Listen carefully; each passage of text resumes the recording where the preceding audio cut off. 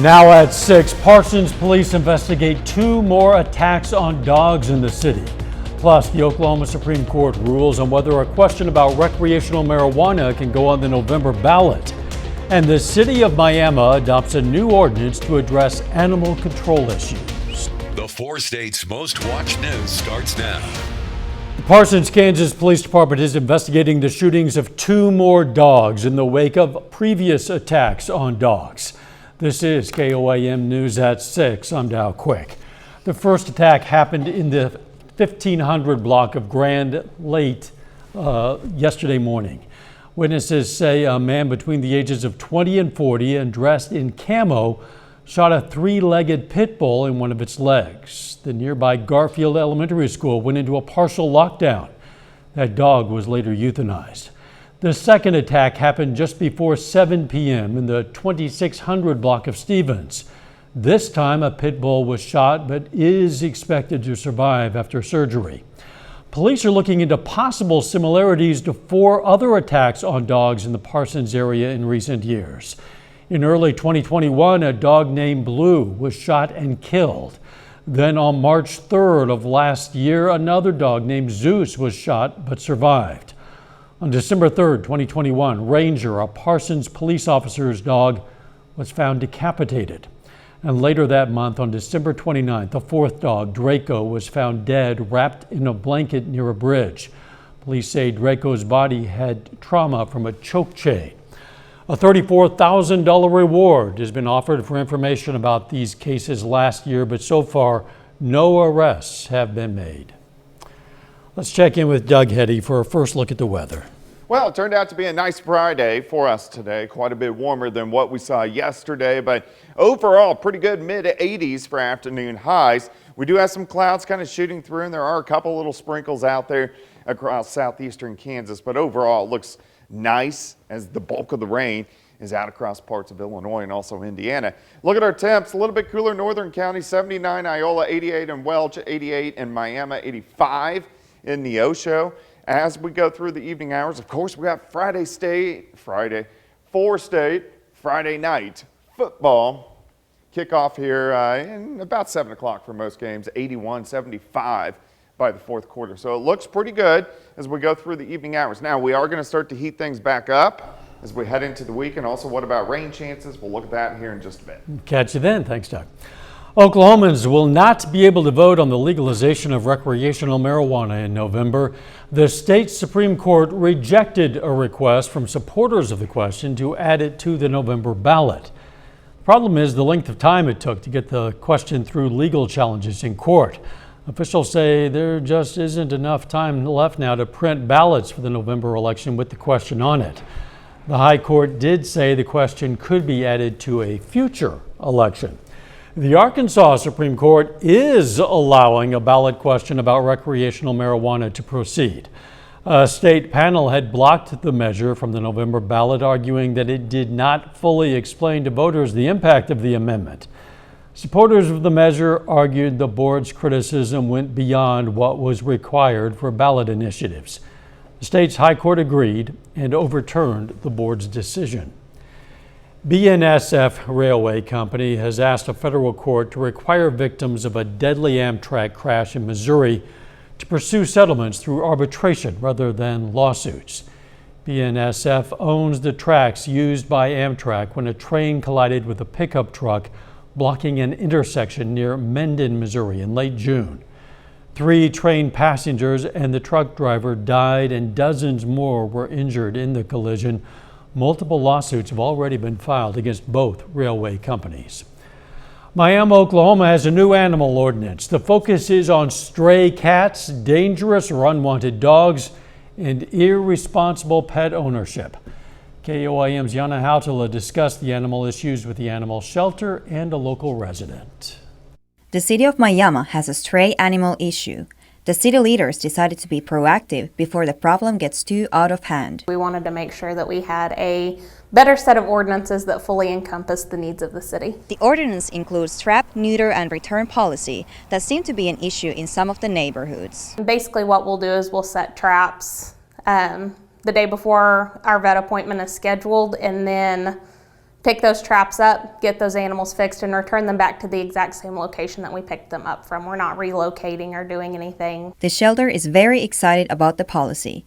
To start, they will focus in areas where humans attract the cats. There are people in town that are already feeding those cats, so we are just going to give them an approved area to do that in. A local resident I spoke to agrees the policy is an improvement. If the city will follow through, that's the way to curb the population from more kittens being born and turned loose into the neighborhood. He says cats tend to show up on his yard at night. At night they would screech and howl, fighting each other, and get all the dogs upset. The animal shelter is also working on a registry for pets in case they get lost. Right now, Wilkins reminds people to put identification on their animals in case they do go missing. That's easy for us to contact an owner. We always try to contact the owner out in the field before they ever even make it back to the shelter. In Miami, Janna Hautala, KOAM News. That ordinance takes effect in 30 days. This is Suicide Awareness Month, and Ozark Center Crisis Services is marking it with its Canvases of Hope. The program allows people in Joplin to create canvases like this, sharing their messages of hope and stories of survival. The Ozark Center made 5 stops today. In addition to the art opportunity, crisis counselors were there providing resources. Research that shows that in our area of Missouri, Oklahoma, and Kansas, we have a higher rate of suicide than some other states. And Missouri ranks 16th in the nation for death by suicide. You want to be 50. They're losing the least amount. The toll-free number to call for help is 988. Coming up, how some of Missouri Southern's international students are helping kindergartners learn about other cultures. Plus, Missouri celebrates the opening of a brand new state park. Some Carthage kids learn about different countries from international students. Columbian Elementary in Carthage and Missouri Southern international students partnered to help the kindergarten classes learn about culture. 4 students from Chile, Saudi Arabia, Japan, and South Korea spoke about their home countries, languages, traditions, music, and a lot more. This week, the school is focusing on teaching kindergartners about the diversity in our surrounding areas. It was an awesome experience. I got to answer a lot of questions from the kids, as like some awesome questions like, do you have turtles back home? Do you have ducks? And that was really fun to do, and I'm glad I did it. The students who are bilingual in Spanish loved hearing from the student from Chile because she spoke the same language. Another student told us he just loves the food chili. Missouri today celebrated the grand opening of one of its newest parks. Bryant Creek State Park is in Douglas County. Reporter Madison Horner gives us an inside look. Located in southern Douglas County, Bryant Creek State Park features many natural attributes from large oaks, shortleaf pines, and steep river hills that front the stream from which it's named. Before there were cars, Bryant Creek was the main north-south travel route through the watershed. Travelers would walk, ride their horse, or drive their wagons up and down Bryant Creek. It's going to have a big impact on this area. If you look at a map of the area, you'll see we haven't really had a state park located in this part of the state. So we're excited to have something down here for people to use. Missouri State Parks Ozarks Region Regional Director Justin Adams says with a little more than 2,900 acres, the new park will feature almost 2 miles of Bryant Creek frontage. The park is still in the development phases, but does have 2 completed trails, an accessible scenic overlook, bathrooms, and finished parking area for visitors. In phase 2, we'll start developing more trails. We'll have multi-use trails, which will allow mountain biking, equestrian use, and just more hiking and backpacking. When the park is fully developed, it will also have 2-day use areas with more parking, along with a camping area with fire rings and picnic tables. Over time, park staff plan to lead interpretive programs for park guests. We've got an on-site person here, so they'll be scheduling, programs, be able to take people out on plant identifications, tree identifications, learn a little bit more about the geology of the the area and what's available here at the park. Bryant Creek is a part of a purchase made in the fall of 2016 that also includes Shepherd of the Hills State Park in Taney County. So far, there's no official opening date for Shepherd of the Hills. A little bit later, we're going to hear from the voice of the Chiefs, Mitch Holthus, ahead of Kansas City's matchup with the Indianapolis Colts. Plus, it's going to heat up a bit as we head into the weekend. We're going to check that out coming up. Well, it turned out to be a nice day for us today. Quite a bit warmer than what we had yesterday, but still not bad. High temps mainly into the mid-80s across the region. Here's a live shot. This is our Lander Chevrolet tower cam right on the southeast side on 32nd Street, looking at I-44 east and westbound traffic. Moving pretty good. We do have some clouds up top, which you can definitely see, but overall looks pretty good. Temperature is about 25 degrees warmer today compared to what we had yesterday, but still not as bad as what we had on Wednesday when we set record highs right around 100 degrees. All right. Football kicking off here shortly.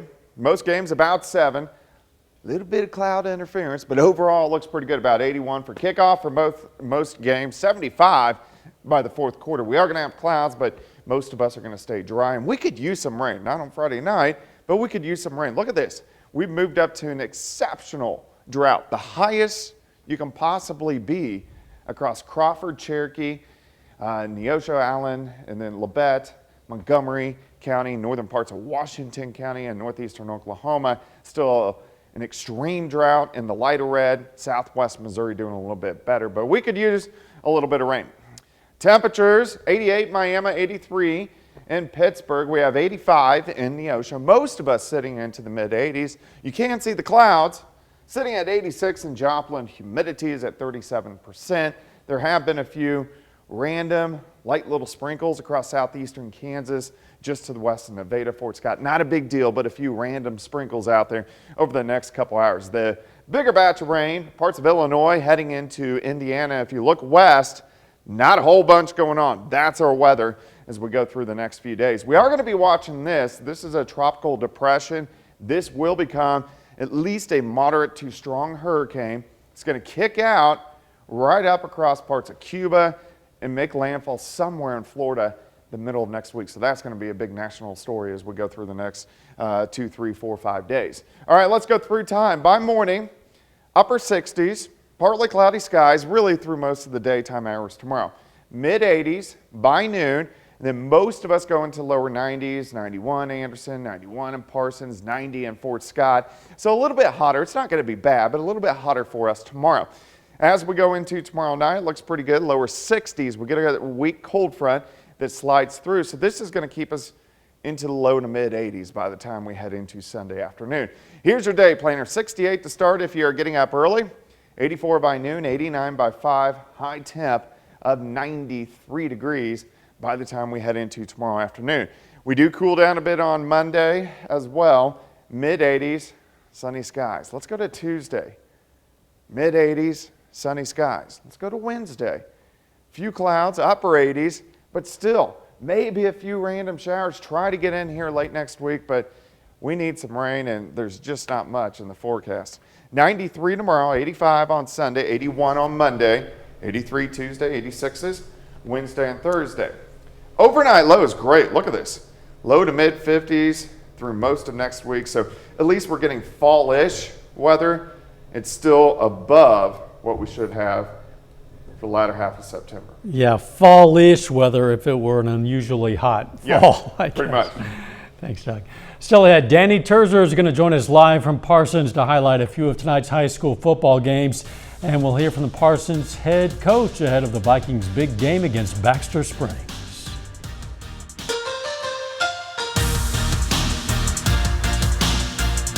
Two undefeated teams meet tonight in week 4. The Parsons Vikings host the Baxter Springs Lions.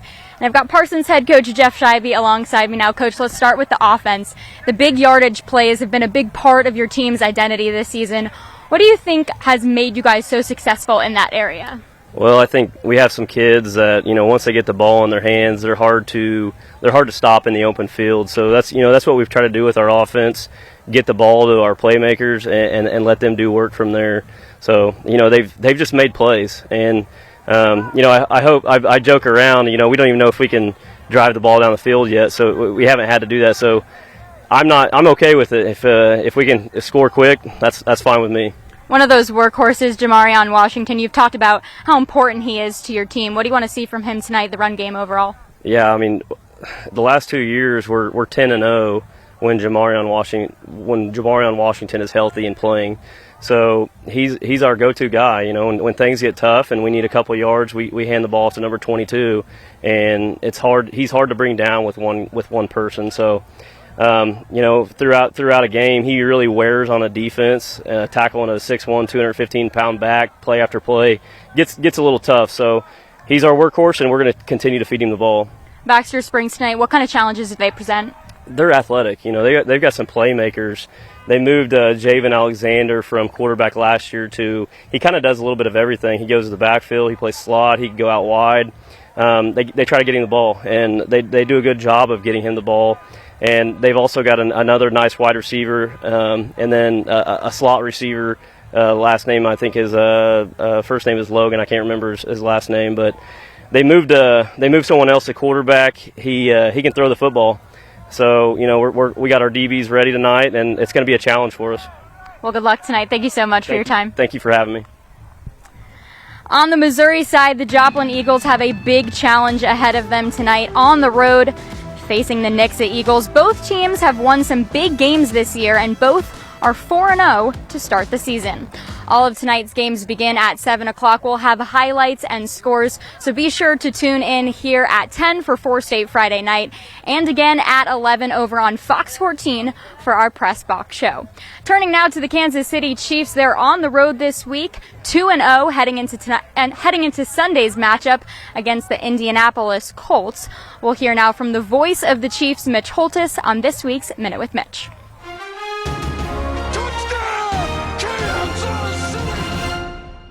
The tough games just keep stacking up, as this week the Chiefs travel to Indianapolis to battle the Colts.